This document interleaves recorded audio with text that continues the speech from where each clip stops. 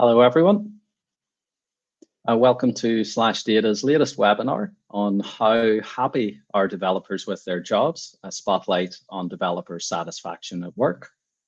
Presenting the key findings from our research into this topic is SlashData's research analyst, Braden Noel.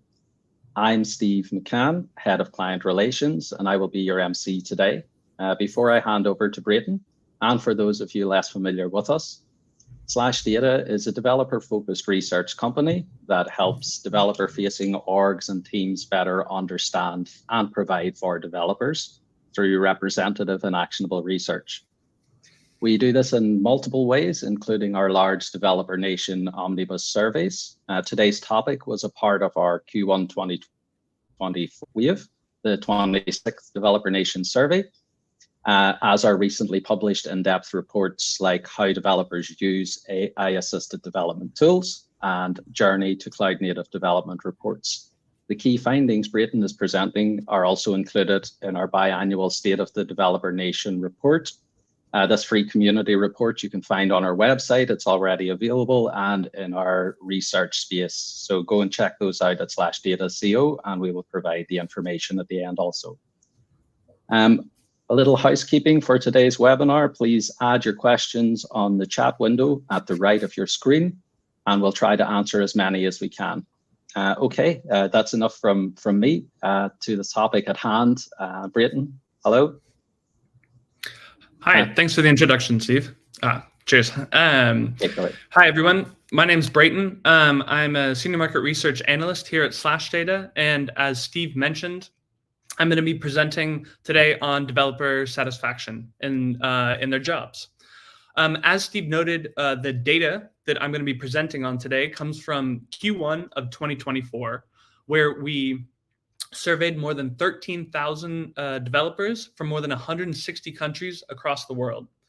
Historically, these surveys have run twice a year, but going forward, we're actually going to be running more frequent surveys to be more continually collecting data on the rapidly evolving space that is surrounds developers, and that is the technology field.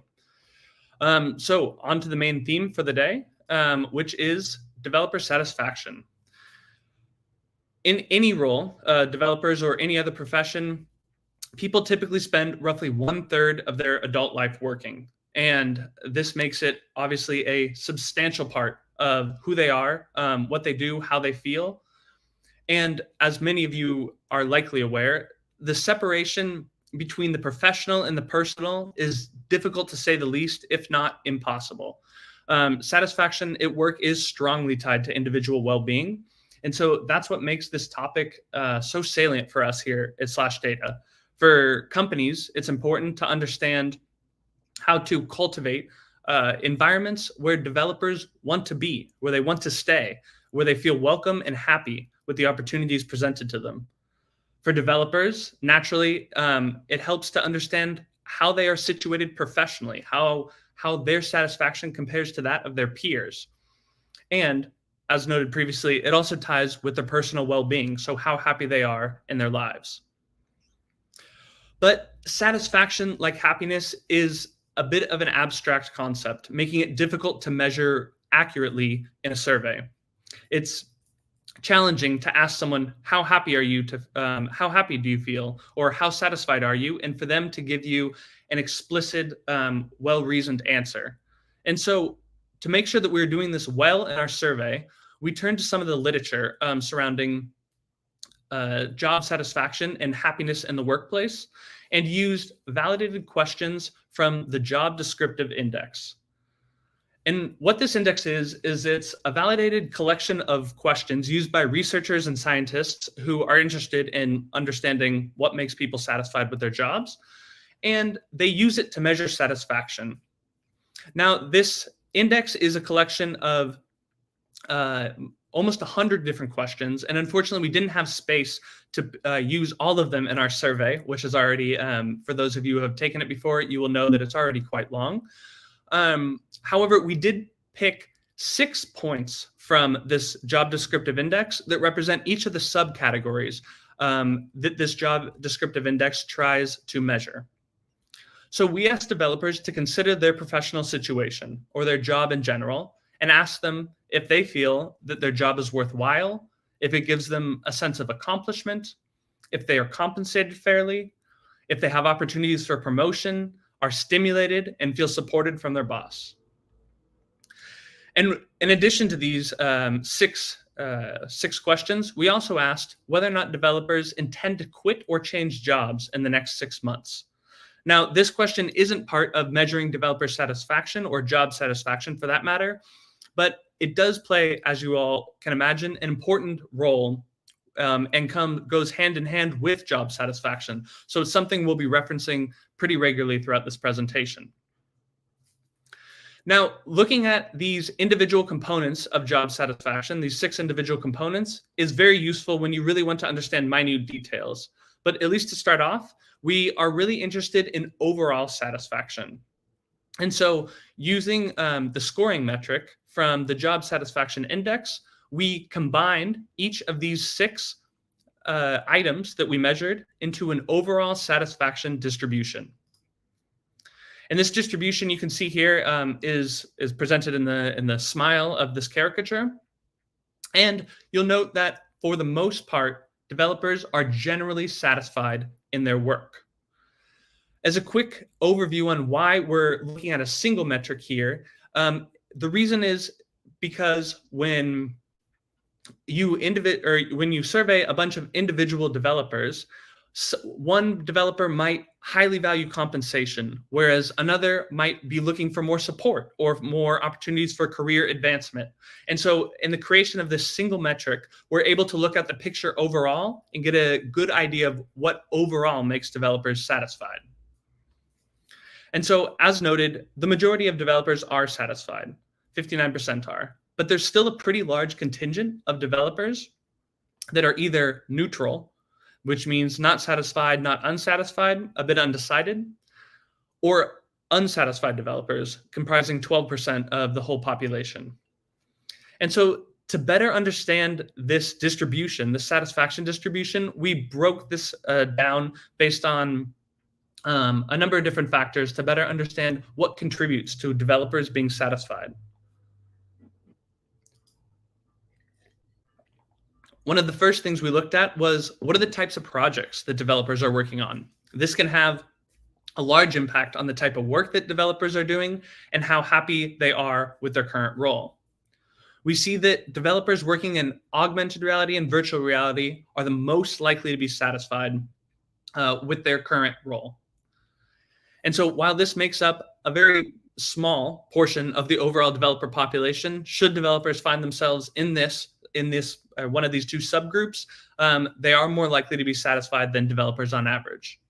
We also see that developers working in embedded software or building apps and extension for third-party platforms, these developers are also likely to be more satisfied than the average developer. On the flip side, we see that developers working in back-end services or consumer IoT are the least satisfied developers. However, one thing to note is that overall, we still note that even across all these types of projects, the majority of developers are satisfied in their role. And so while we do note some significant differences in the breakdown of developers by project, when we break down developers by whether or not they intend to change jobs in the next year, we see even larger differences. This is a really important breakdown to consider, particularly for companies, because we know from external research that the cost of replacing an employee can range from 1/2 to 2 times that employee's annual salary. And especially in the technology field, this is extremely relevant. There's new or legacy code to understand, new technologies or new processes to get up to speed with, and it can take quite a long time for a newly hired developer to be a productive and actively contributing member of the team. So therefore, retention, lower turnover is really key, especially in this in the technology field, in the tech industry. When we look at satisfied developers, they're substantially more likely to report wanting to stay in their role for the coming year. More than 2/3 have no intention whatsoever of switching jobs. This is almost identically the opposite for developers who are unsatisfied. Almost 2/3 of them want or intend to quit their job in the coming year, where only 13% of these unsatisfied developers are planning on staying in their job for at least 1 more year. Neutral, the neither unsatisfied nor satisfied, falls somewhere in the middle. And so if you'll recall, this satisfaction metric is made up of a number of individual or internal characteristics. We ask developers how worthwhile they feel in their job, whether they have a sense of accomplishment, whether they feel they're well compensated. And so this is great to understand how internal factors are associated with intention to quit jobs or intention to change or quit their job. But we also wanted to understand, how do external factors affect satisfaction and intention to quit as well? And so to look at this, we looked at developer satisfaction and GDP per capita based on the country where they work. And the reason why we did this is we wanted to look at how the external factors that often go hand in hand with GDP per capita, for example, typically better workers' rights, typically better perks, typically better quality of life. All of these have exceptions, but these are other factors that typically go along with GDP per capita. And we see that there is a positive, significant relationship with GDP per capita and developer satisfaction. However, when we plot it with developers' intention to quit their jobs and segment the developers by the 3 categories, we find some interesting patterns that diverge from this overall average across all developers.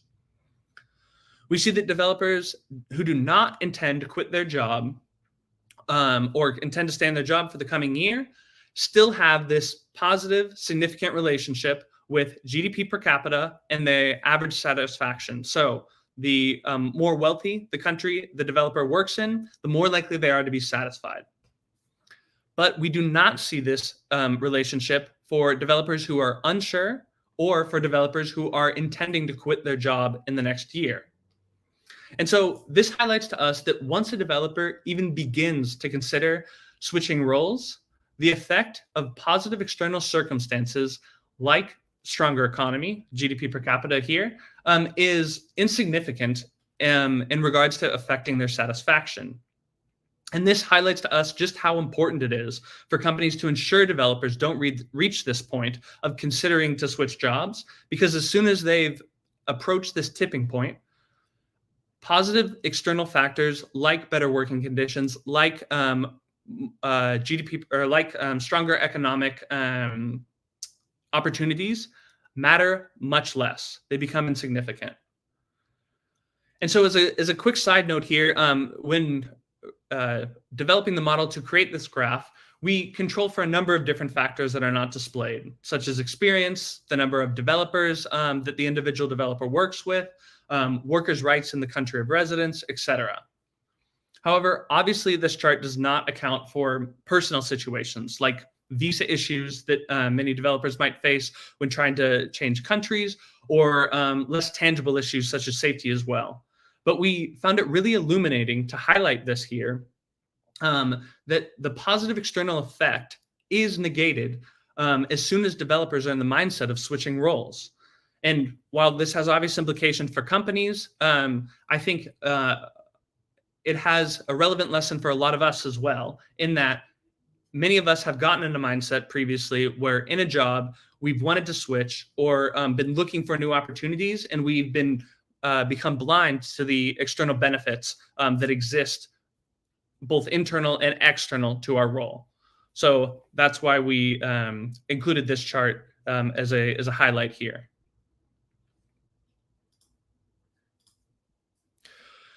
So we've just zoomed out to look at how large external factors, such as the GDP per capita in the country of residence, can impact developer satisfaction and intention to change jobs in the coming year. But now we want to zoom back in to those 6 satisfaction metrics that I mentioned in the beginning: whether or not developers think their job's worthwhile, whether or not they have a sense of accomplishment, feel compensated, etc. And I'm going to pause for a moment because I would like you all who are listening to think, when you've contemplated or made the decision, okay, now it's time for me to move on, were any of these factors important in your decision to switch jobs? And in just 1 second, I'll place the ranking of the importance across all the developers. So across all of the developers that we surveyed, compensation had the biggest effect on whether or not developers were going to intend to switch jobs in the coming year. This was followed closely by sense of accomplishment as well as opportunities for promotion. These three characteristics, or these three factors that we used in our satisfaction index, were the three most important factors in explaining whether or not a developer is intending to switch jobs in the coming year. And so as a final graph, I want to highlight here a final relationship that we looked into in this research, which is the relationship between developers' age and their intention to switch jobs. We can see pretty clearly here that as developers age, as developers get older, they're much less likely to intend to switch jobs. However, for these two younger categories, this 18 to 24 and 25 to 34, we see that developers are almost as likely to intend to switch jobs in the coming year as they are to stay in jobs or not intend to quit in the coming year. And so what I'd like to pose to you all is a question that I'd love to hear your thoughts on in the chat, is with regards to the fact that we know younger developers have to bounce around quite a lot in early stages in their career to increase their salaries, and reflecting on the fact that in the last slide, we saw that compensation was the single largest driver for developers to intend to switch jobs in the next year. Do you think that the pattern we are seeing here, where young developers frequently intend to change roles, is a positive, a neutral, a negative? Is it benefiting or harming developers in their professional development, or is it benefiting or harming companies? And so we would love to hear your thoughts in the comments, or if you're not listening live, shoot us a message on social media as well. And as a concluding thought as well, throughout your career, when you've been switching, or when you've made that decision to go to a new company or look for a new role, what have been the main factors that have pushed you to make that decision? Were they some of the ones that were included in this presentation? Or were they others that we didn't measure in this last survey and we should in the future? I'd be happy to hear from you all on this, or if you have any other questions, as Steve mentioned in the beginning, please feel free to post them in the chat and we'll try to address them. Thank you all very much for your time. Thanks, Braden. That was super interesting and a very different topic from what we usually cover in our research and these types of webinars. And so I guess my first question is, I can see the value here for those developer team leads, leading a team of developers or talent acquisition folks. But the data here, if you're leading if you're leading developer relations, developer marketing, are there insights that you would pull out as important, or data points that we've used? Yeah, I think if you're leading developer relations or developer marketing, this is also an important metric to track. If there's certain companies or certain groups of developers that are consistently using your products, keeping a pulse, so to speak, on developer satisfaction in their roles is equally important. If developers are consistently unsatisfied or less than satisfied, we've seen how strong that link is to them switching roles. And so if you have a community of developers that's consistently switching roles, they're also more likely to be switching technologies as well. And so you might be missing out on having a community or a more longevity in your developer community as well. So I think it's both important, obviously, as you said, for team leads, but also for those working in developer relationship or developer relations or developer marketing as well. And as you mentioned, the development experience, let's say of a software developer, do you see any patterns? You mentioned about their age and intention to quit. Age is not an easy thing to say with my accent, but thankfully you understood it. Have you noticed similar patterns from age to experience with software development? Yeah. So that chart, I think you're referring to this chart on how as developers age, they're much more stable in their careers and much less likely to shuffle around jobs. We actually see a very similar pattern with experience as well, as you might expect, because age and experience often go together, but not always. And so the pattern, the relationship that we see with age is actually more distinct than the one that we see with experience. And that's because while developers at a certain age often have personal life experiences at a similar age, a developer who, for example, started coding at 30 and is now 32 still likely has more in common with a developer who's 32 versus a developer who's also been coding for 2 years but is only 20. So that's why I chose to display age here versus experience, but you do see a similar pattern with experience as well. Okay, cool. I'd like to ask you a lot of other questions, but I think we're at time here. It would be really interesting to see, for example, that age by the development areas that you showed out. But hey, we could be here all day. Thank you again, Brayden. And for everyone, I see we've posted in the chat where you can access the report, the direct link. Or go to our website, which you see on screen here, /data.co, and you can view around there in the research portal. Thanks again, everyone. Enjoy the rest of your day. Bye.